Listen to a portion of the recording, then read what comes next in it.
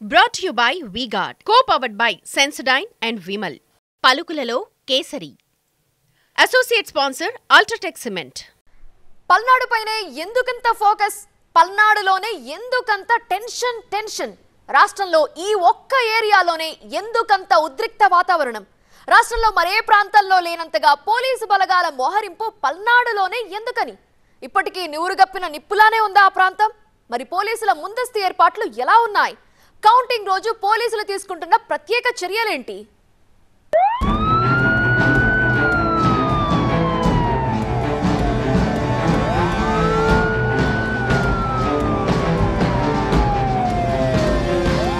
ఈ పార్టీ ఉన్నారా, ఆ పార్టీ ఉన్నారా, ఇంకా ఏదో పార్టీ ఉన్నారా, వ్యతిరేకిస్తే ఇవి చూస్తున్నారా? దాదాపు 3000 మంది పోలీసులతో ప్లాన్ చేసి ఉన్నారు.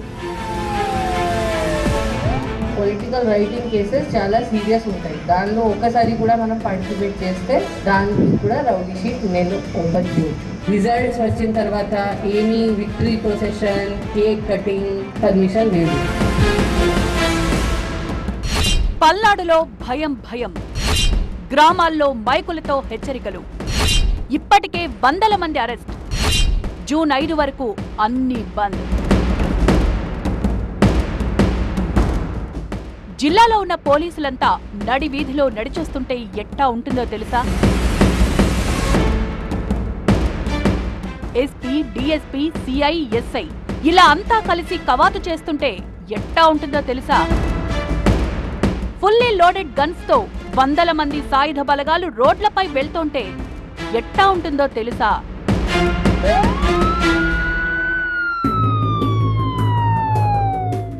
పల్నాడు ఇప్పుడు ఎలా ఉంది అని అడగండి.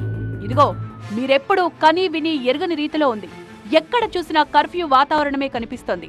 5-10 మంది పోలీసులు కనిపించే చోట ఏకంగా వందల మంది పోలీసులు కనిపిస్తున్నారంటే చూసేవాళ్ళెవరికైనా వెన్నులో వణుకు పుట్టాల్సిందే. చేతిలో తుపాకులు పట్టుకున్న బలగాలు రోడ్లపై పహారా కాస్తోన్న దృశ్యాలు చూస్తే ఒళ్ళు జలధరించాల్సిందే. అలా ఇలా కాదు, పల్నాడు వ్యాప్తంగా వేల మంది పోలీస్ బలగాలు దిగాయి.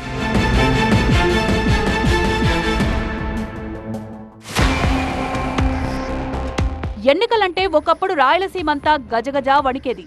కాలం మారుతున్న కొద్దీ అక్కడ పరిస్థితులు మారుతూ వచ్చాయి. కానీ కాలం మారుతున్న కొద్దీ పల్నాడు ఏరియాలో మాత్రం హింసాత్మక వాతావరణం పెరుగుతూ వస్తోంది.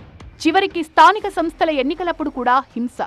ఇవన్నీ చూస్తుంటే పల్నాడు ప్రాంతం ఫ్యాక్షన్ రాజకీయాలకు అడ్డాగా మారిందా అన్న అనుమానం కలుగుతోంది. ఏకంగా 3000 మంది పోలీసులతో పటిష్టమైన భద్రత ఏర్పాట్లు చేయాల్సొచ్చిందంటే పల్నాడులో లా అండ్ ఆర్డర్ పట్టు తప్పుతోందనే సమాచారం ఉన్నట్టే లెక్క. ఒక్క పల్నాడులోనే 557 సమస్యాత్మక ప్రాంతాలు గుర్తించారంటే అల్లర్లు సృష్టించడానికి ఎంత ప్లాన్ చేసుకున్నారో చెప్పక్కర్లేదిక. ఖైదీలకు జైళ్లు కూడా సరిపోడలేదని ఏకంగా ఎస్పీనే ప్రకటించాల్సొచ్చిందంటే పల్నాడులో పరిస్థితులు ఎంత పట్టు తప్పాయో ఊహించొచ్చు.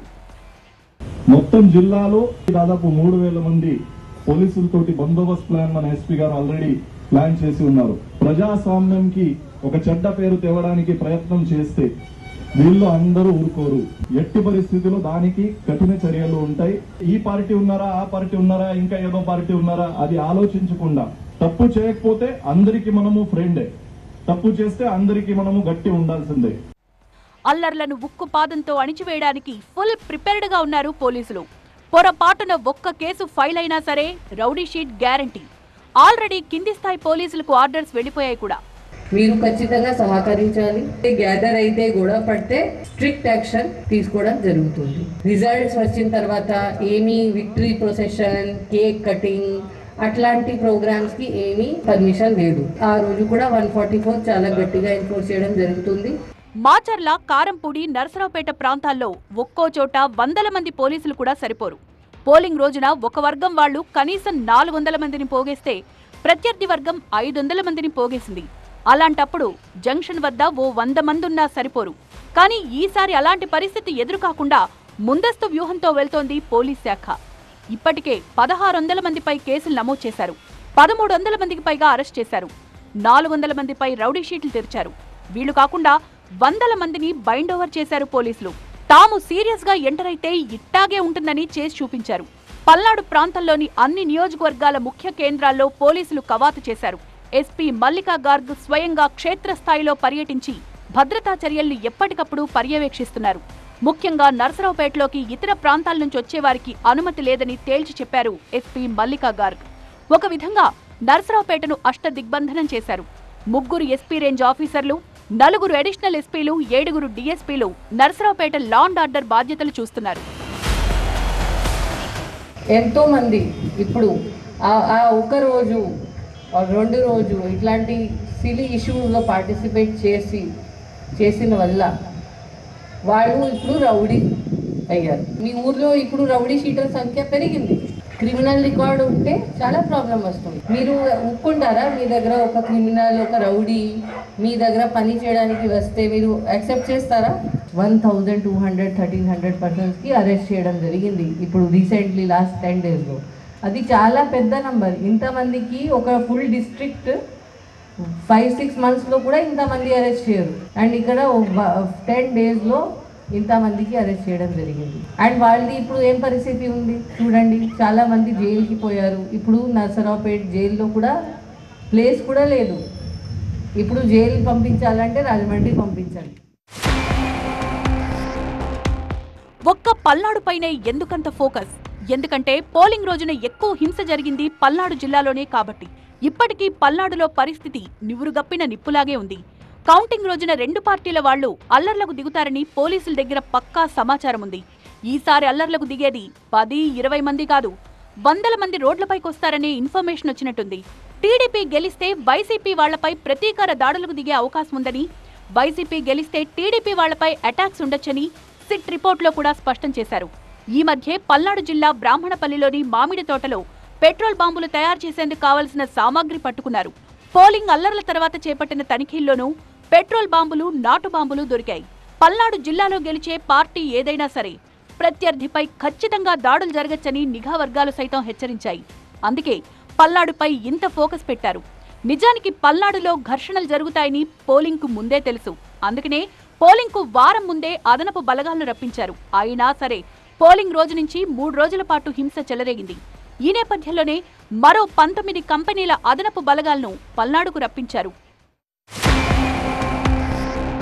కౌంటింగ్ సందర్భంగా పల్నాడు జిల్లాలో కట్టుదిట్టమైన భద్రతా చర్యలు చేపట్టారు.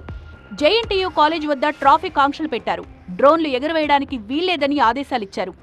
ఎన్నికల్లో గెలిచిన వారు సంబరాలు కూడా చేసుకోవద్దని స్ట్రిక్ట్ ఆర్డర్స్ ఇచ్చారు. బాణాసంచా కాల్చినా సరే సీరియస్ యాక్షన్ తీసుకోవాల్సి ఉంటుందన్నారు. ఇక సోషల్ మీడియా యాక్టివిటీస్ పైన ఓ కన్నేసుంచారు. రెచ్చగొట్టే పోస్టింగ్స్ పెడితే ఊరుకునేది లేదని వార్నింగ్ ఇచ్చారు పల్నాడు పోలీసులు. ఫలానా కారణంగా హింస జరుగుతుందని అనుమానం వస్తే చాలు అన్ని దారులు మూసేయిస్తున్నారు పోలీసులు. ఇప్పటికే పల్నాడు జిల్లాలో 2 వారాలుగా 144 సెక్షన్ అమలవుతోంది. కౌంటింగ్ రోజు ఏ చిన్న ఘర్షణ జరగకుండా ఉండేందుకు ముందస్తు చర్యల్లో భాగంగా లాడ్జీలు, ఫంక్షన్ హాళ్లు, కళ్యాణ మండపాలు మూసేయించారు. వ్యాపార, వాణిజ్య సంస్థలు కూడా తెరవడానికి వీల్లేదని ఆదేశించారు. ప్రజలు కొంచెం ఇబ్బంది పడినా సరే ఈసారి శాంతి భద్రతలకే ప్రాధాన్యత ఇస్తున్నట్టు తెలిపారు. అల్లర్లకు పాల్పడితే ఎలాంటి కేసులు ఫైల్ అవుతాయో గ్రామాల్లో మైకుల ద్వారా హెచ్చరికలు జారీ చేశారు. ఈ ఆంక్షలు, ఈ పరిస్థితి జూన్ 5వ తేదీ వరకు కొనసాగుతుంది. ఓవైపు 144 సెక్షన్, 100 మంది బైండ్ ఓవర్లు, 1000 మంది పోలీసులు, గ్రామాల్లో కార్డన్ సెర్చ్, జూన్ 5 వరకు లాడ్జ్లు, మండపాలు, వ్యాపార సంస్థలన్నీ బంద్. అయినా సరే పల్నాడులో పరిస్థితి నివురుగప్పిన నిప్పులానే ఉందా? పల్నాడు ఎందుకంతలా రగిలిపోతోంది? నివురుగప్పిన నిప్పులా పల్నాడు. ఏ క్షణాన అల్లర్లు జరుగుతాయోనన్న టెన్షన్. ఎవరు గెలిచినా ప్రత్యర్థిపై దాడి తప్పదా? 144 సెక్షన్ కఠినంగా అమలు చేస్తున్న పోలీసులు. ఒక్క కేసుకు కూడా రౌడీ షీట్ తెరుస్తామని వార్నింగ్. పల్నాడులో 2 వారాల నుంచి 144 సెక్షన్ అమల్లో ఉంది. అయినా సరే పల్నాడు చల్లారలేదు. పరిస్థితిలో ఇప్పటికీ మార్పు రాలేదు. అంతా నివురుగప్పిన నిప్పులానే ఉంది. మాచర్ల, నర్సరావుపేట, కారంపూడి, గురజాల ఈ ప్రాంతాల్లో ఎప్పుడు ఎక్కడ అల్లర్లు జరుగుతాయోనన్న టెన్షన్ కనిపిస్తోంది. పోలింగ్ తర్వాత జరిగిన అల్లర్లలో 2 పార్టీల వాళ్లు రెచ్చిపోయారు. పక్కనే పోలీస్ స్టేషన్ ఉందన్న భయం కూడా లేకుండా ఇళ్లకు నిప్పు పెట్టారు. మాచర్ల, కారంపూడి, నర్సరావుపేటలో జరిగిన అల్లర్లలో పోలీసు అధికారుల వైఫల్యం కూడా కనిపించింది. కొందరు పోలీసులు, కొందరు పొలిటీషియన్లకు లొంగిపోయారు. హింస జరుగుతుందని తెలిసినా కళ్ల ముందే అల్లర్లు జరుగుతున్నా చూస్తుండిపోయారు తప్ప యాక్షన్ తీసుకోలేదు. దాని ఫలితంగానే దేశంలో ఎక్కడా జరగనంత ఎన్నికల హింస ఒక్క ఆంధ్రప్రదేశ్ లోనే జరిగింది. మరో ఉత్తరప్రదేశ్, బీహార్ ను తలపించింది. అందుకే ఈసీ అంత సీరియస్ అయింది. ఇప్పుడిక ఫలితాలు వస్తున్నాయి. గెలిచిన వాళ్లకు అధికారం తమదేనన్న బలం వస్తుంది. ప్రత్యర్థులపై దాడులకు తెగబడడానికి ఓ ధైర్యం వస్తుంది. పగా ప్రతీకారాలు తీర్చుకునేందుకు అదే సరైన సమయంగా భావిస్తారు కూడా. అందుకే పోలీసులు కఠినంగా వ్యవహరించాలనుకుంటున్నారు ఈసారి. ఇప్పటికే కేసులు నమోదు చేసి అరెస్టు కూడా చేశారు. మే 19 వరకు పల్నాడు జిల్లా వ్యాప్తంగా 22 కేసులు నమోదు చేశారు. వారిలో 19 మందిని అరెస్ట్ చేశారు. కొందరు అధికారులపై సస్పెన్షన్ వేటు వేస్తూ బదిలీలు కూడా చేసింది ఎన్నికల సంఘం. దేశం మొత్తం నవ్వుకునేలా పల్నాడు జిల్లా పరువు తీశారని SP Mallika Garg open comment చేశారు. అల్లరి మూకలకు పోలీసులంటే భయమే లేకుండా పోయిందని వ్యాఖ్యానించారు. దీనికి కారణం లేకపోలేదు. కేవలం 10 రోజుల్లోనే 160 కేసులు నమోదయ్యాయి. ఆ తర్వాత స్థానంలో ఉన్న జిల్లాలో 70 కేసులు నమోదయ్యాయి. అంటే మొదటి 2 స్థానాల్లో ఉన్న జిల్లాల మధ్య ఎంత గ్యాప్ ఉందో పల్నాడులో ఏ స్థాయిలో అల్లర్లు జరిగాయో అర్థం చేసుకోవచ్చు. అందుకే ఆంధ్రప్రదేశ్ లోనే కాదు దేశంలోనే పల్నాడు చెత్త జిల్లా అనిపించుకుందని కామెంట్ చేశారు. పల్నాడు జిల్లాలో అరెస్ట్ చేసిన నిందితులను జైల్లో వేస్తుంటే నర్సరావుపేట జైలే సరిపోలేదు. చివరికి రాజమండ్రి సెంట్రల్ జైలుకు పంపించాల్సి వచ్చింది. అందుకే రాష్ట్రంలోనే పల్నాడుకు వరస్ట్ జిల్లా అనే ముద్ర పడిందని చెప్పుకొచ్చారు. మరీ ముఖ్యంగా మార్చర్ల నర్సరావుపేటలో జరిగిన అల్లర్లను దేశమంతా మాట్లాడుకుందని అన్నారు ఎస్పీ మల్లికా గార్గ్. ఎన్నికలప్పుడు జరిగిన హింసను మళ్లీ జరగనివ్వబోము అని స్పష్టం చేశారు. కౌంటింగ్ రోజు కనుక ఎవరైనా తోక జాడిస్తే పోలీస్ యూనిఫామ్ కున్న పవర్ ఏంటో చూపిస్తామని డైరెక్ట్ వార్నింగ్ ఇచ్చారు ఎస్పీ గార్గ్.